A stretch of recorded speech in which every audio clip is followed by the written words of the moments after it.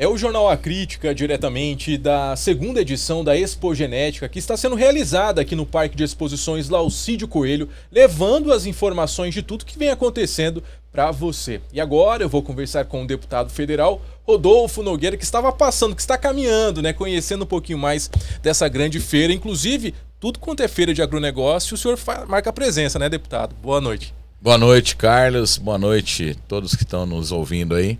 E com certeza, né, uma feira dessa importância aqui, né, inaugurando esse segundo semestre, um calendário de Campo Grande. E aqui já parabenizar, né, o Paulo Matos, presidente, né, da Nelore MS, que é uma das que está realizando essa festa, né, que teve a iniciativa de trazer essa feira aqui para Campo Grande, né, trazendo genética, trazendo, né, uma inovação de leilões, né, de exposição de animais novamente e fortalecendo a pecuária aqui em Campo Grande, no Mato Grosso do Sul, né? Então, parabenizar pela iniciativa aí, nosso presidente Paulo Matos. E com certeza, né, a gente tem que estar presente, né, presidente da Comissão da Agricultura e Pecuária, trabalhando muito sério pelo segmento lá em Brasília, mas também aqui presente de perto nas feiras, nas exposições, né, nos movimentos dos municípios também, que é o que gira a nossa economia, é a locomotiva do Mato Grosso do Sul e é o segmento que a gente defende e qual faz parte, né, Carlos? Então, tá presente é quase um compromisso, né, do deputado aqui. E essa feira também, devido à importância dela, a gente também destinou aí para estar presente e conhecendo, conversando aqui com os colaboradores, conversando com os apoiadores nossos aqui também e sentindo de perto, né, os gargalos hoje dos problemas do homem do campo.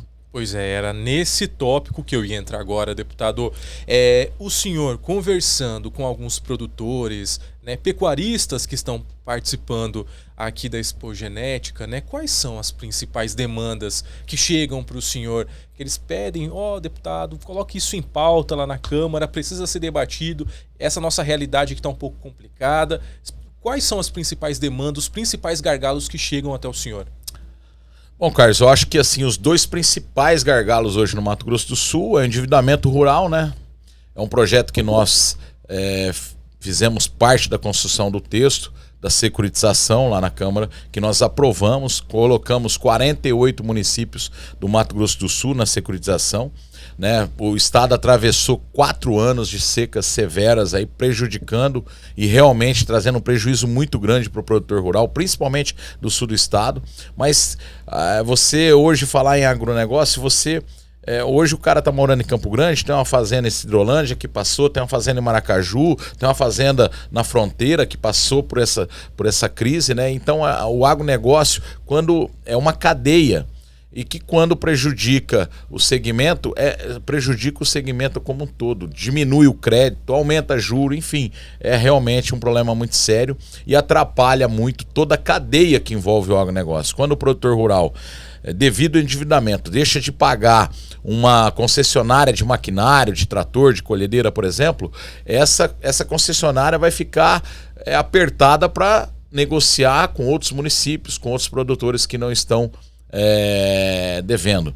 A gente sabe que hoje o comércio, né, de insumos, de adubos, enfim, foi muito prejudicado devido a esse problema desse endividamento, né? Hoje recebi uma ligação de produtores de Cidrolândia, por exemplo, né, que já está mais próximo aqui de Campo Grande, que realmente estão passando por um problema de endividamento muito grande também.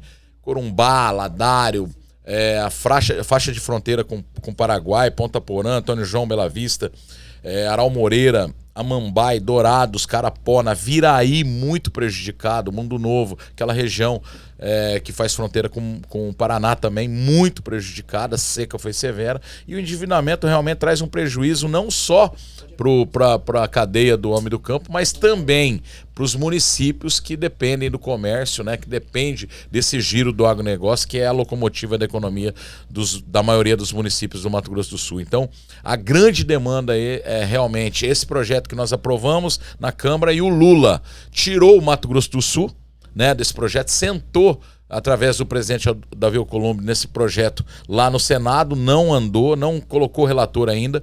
O presidente do Senado precisa indicar um relator para que o projeto comece a andar lá no Senado. E nós estamos nessa batalha para realmente conseguir colocar na pauta esse projeto de securitização lá no Senado e ser aprovado. O governo federal, olhando que nós aprovamos um projeto que o teto seria de 30 bilhões de socorro para o agronegócio, e aí eu quero te falar, não é dinheiro dado, é dinheiro emprestado, com garantias reais, com um juro que o produtor possa pagar, com prazo realmente dinâmico, e realmente hoje é o mínimo que o governo pode fazer para um setor que alimenta a economia do país, né? Então, fazer a securitização, dar uma prorrogação nessas dívidas, que não foi culpa do produtor. O produtor não fez a culpa para ficar endividado. Foi uma intempérie de tempo, foi um clima. Foi a seca severa que bateu por 4 anos aqui no Mato Grosso do Sul e realmente o produtor fez o papel dele. Adubou, jogou semente, esperou a chuva que não veio e se endividou. Então, realmente, trazer um socorro para o setor que é responsável por 50% das exportações brasileiras, por 1/3 do PIB, por 1/3 da carteira registrada de trabalho de todo o Brasil, é trazer um socorro realmente pro Brasil. Além de tudo isso, quando você deixa de trazer políticas públicas para o agronegócio, você encarece o alimento na mesa do povo brasileiro. Então, realmente, o projeto de securitização nós vamos lutar até o fim. O governo editou uma medida provisória, cortou o Mato Grosso do Sul da medida provisória, praticamente atende somente o Rio Grande do Sul, reduziu de 30 bilhões para 12 bilhões, os 12 bilhões não atende nem sequer o Rio Grande do Sul, que é a dívida estimada lá em 18 bilhões,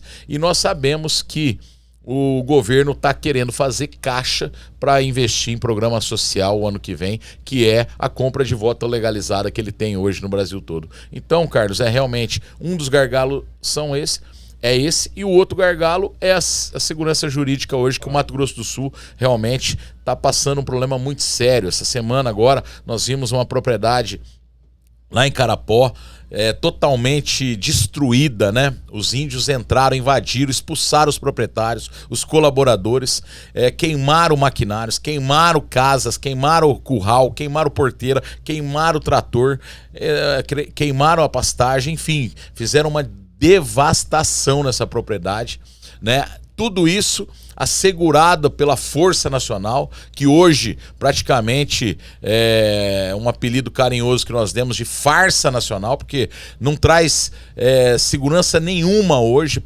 principalmente passa pano essas invasões indígenas no Mato Grosso do Sul, como foi o caso de Douradina, como foi o caso de Antônio João e como agora aconteceu em Carapó também. Então nós estamos realmente diante de uma polícia que é inerte aos crimes cometidos pelos índios nas propriedades, desrespeitando o direito de propriedade, desrespeitando o patrimônio, desrespeitando a história e a vida de muitos produtores aqui no Mato Grosso do Sul que hoje se encontram invadidos e com as suas propriedades destruídas. Então, esse é o grande problema hoje aqui no Mato Grosso do Sul, que é a insegurança jurídica, e a gente está tentando os remédios lá em Brasília, na Comissão da Agricultura, para que realmente acabe essas invasões, né? Nós vamos convocar essa semana o ministro Lewandowski, porque ele é o patrão da Força Nacional, ele que realmente dá essa cobertura para a Força Nacional praticar prevaricação, e se aconteceu prevaricação,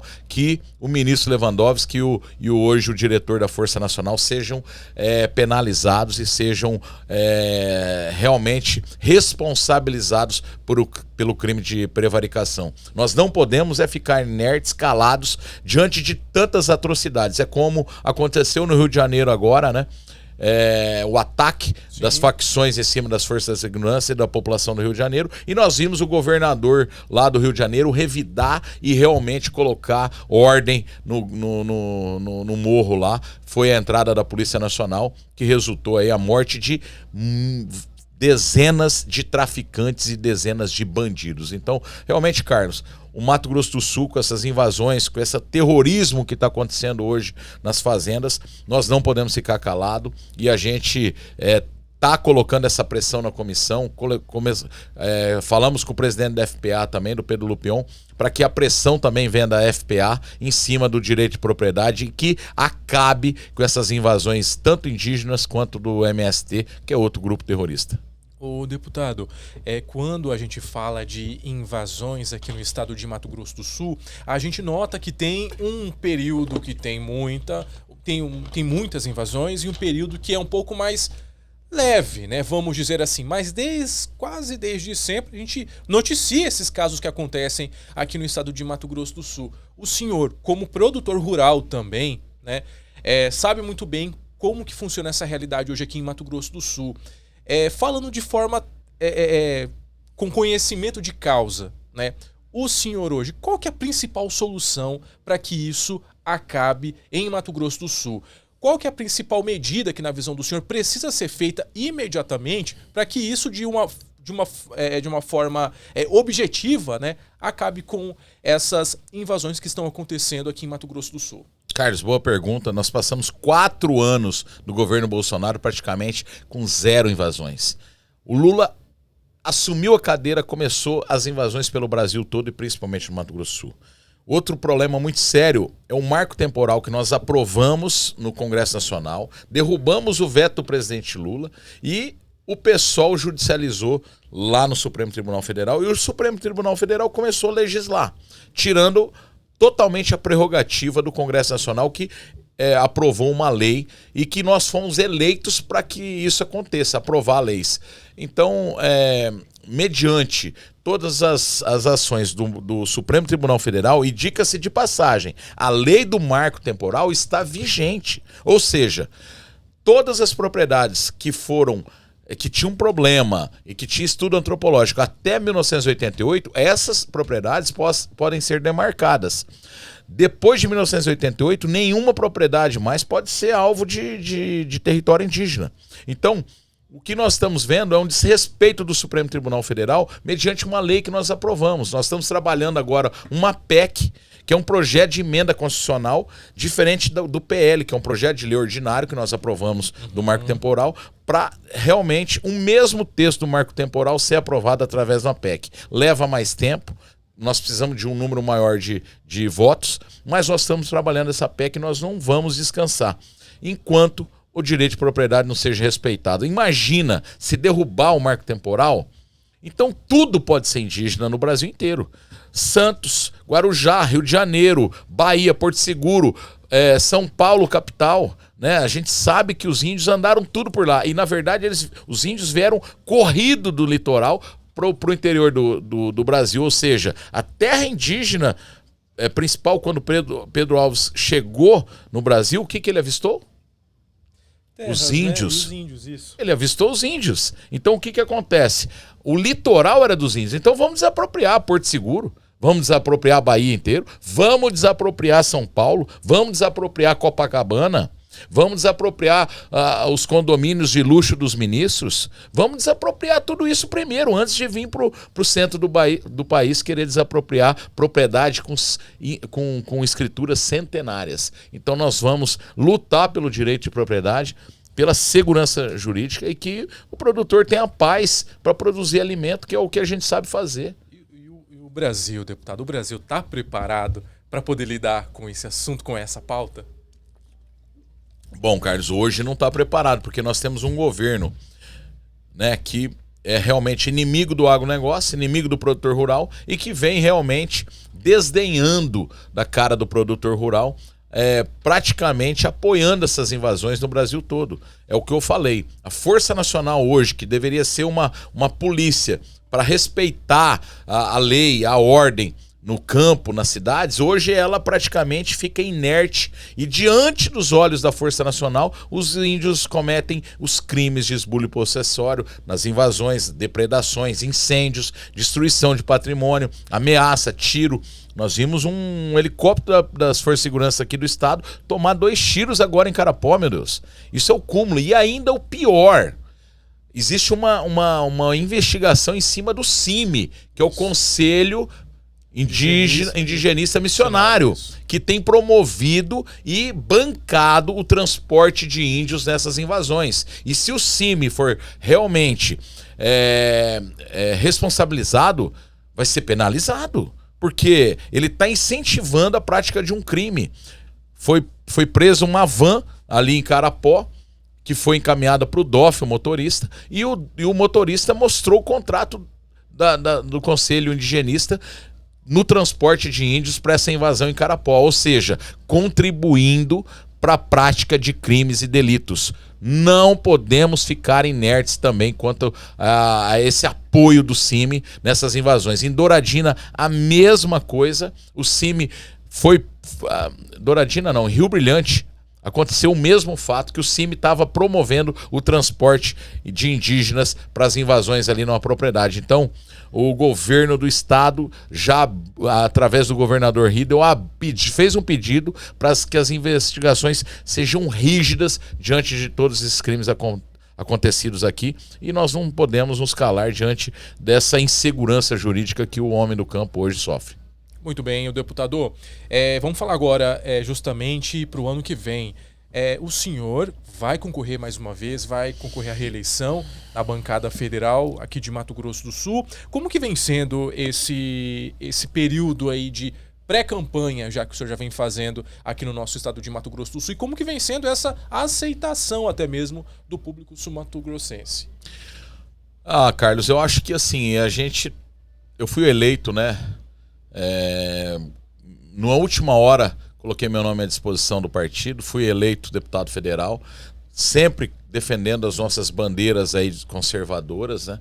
O senhor acreditava, deputado, desde o início? Porque, como o senhor comentou, você colocou de última hora. Exatamente. Né? O senhor acreditava desde o início que poderia ser eleito, ou realmente falou, não, é uma experiência a mais, vou tentar, como que é? Bom, eu tenho... A minha esposa deu até uma palavra hoje para nós, né? Que se tem uma coisa que a gente não pode matar, são os nossos sonhos, né? Então, eu lancei meu nome, lógico, com a expectativa de eleição, mas também ciente que era uma batalha muito difícil, né, Carlos? A eleição de um deputado federal é uma disputa muito forte, né, com vários nomes que já tinham mandato. Eu nunca tinha sido eleito para qualquer coisa, e com certeza a gente... andou muito, trabalhou muito, né, em 2022, e o pessoal realmente acreditou nesse projeto. A gente tinha um time político muito pequeno, né, reduzido, porque praticamente todo mundo já estava fechado. Eu tive apoio de 3 vereadores no estado, praticamente, e hoje a gente não. Hoje a gente tem uma base política nos municípios, prefeitos que se elegeram, tornaram amigos nossos, emendas para os municípios, trabalho prestado para os municípios, né? E a gente sabe que a nossa base política cresceu muito no estado, né? Então hoje muitos vereadores estão conosco nesse projeto, e com certeza o mandato lá em Brasília, a presidência da comissão, isso fortaleceu muito, né, o nosso nome aqui no Mato Grosso do Sul, a nossa luta pelo agronegócio, pelo homem do campo, e principalmente essa defesa do direito de propriedade aqui no Mato Grosso do Sul. Isso fortaleceu o nosso nome, o nosso mandato aqui no Mato Grosso do Sul. A gente recebe o carinho nos municípios da população, né?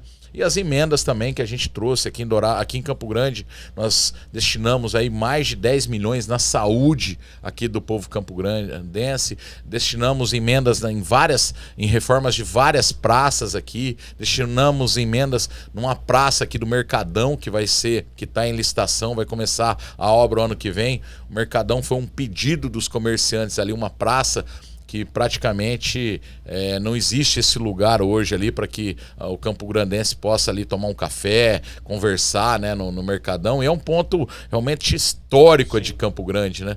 Então, e outras emendas que a gente colocou aqui em Campo Grande, na Fundação do Esporte, enfim, tudo que a gente tem feito aqui por Campo Grande, pelos municípios do Mato Grosso do Sul, isso credencia também a gente nessa disputa, né, dessa reeleição, e a gente vem com o nome para reeleição, e acreditando também que a população entenda que a defesa, quando a gente está lá defendendo o agronegócio, a gente não está defendendo, né, um fazendeiro riquinho, como pessoas já me atacaram. Nós estamos defendendo o alimento na mesa do povo sul-mato-grossense e na mesa do povo brasileiro. Essa é a nossa defesa, né? A gente entende que o segmento é a locomotiva no Mato Grosso do Sul e que a gente realmente pode contribuir para que o Mato Grosso do Sul se desenvolva e que prospere ainda mais.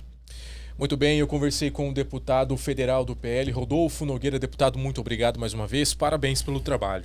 Muito obrigado, Carlos, obrigado a todos aí que nos ouvem. É o Jornal A Crítica, diretamente da Expogenética 2025.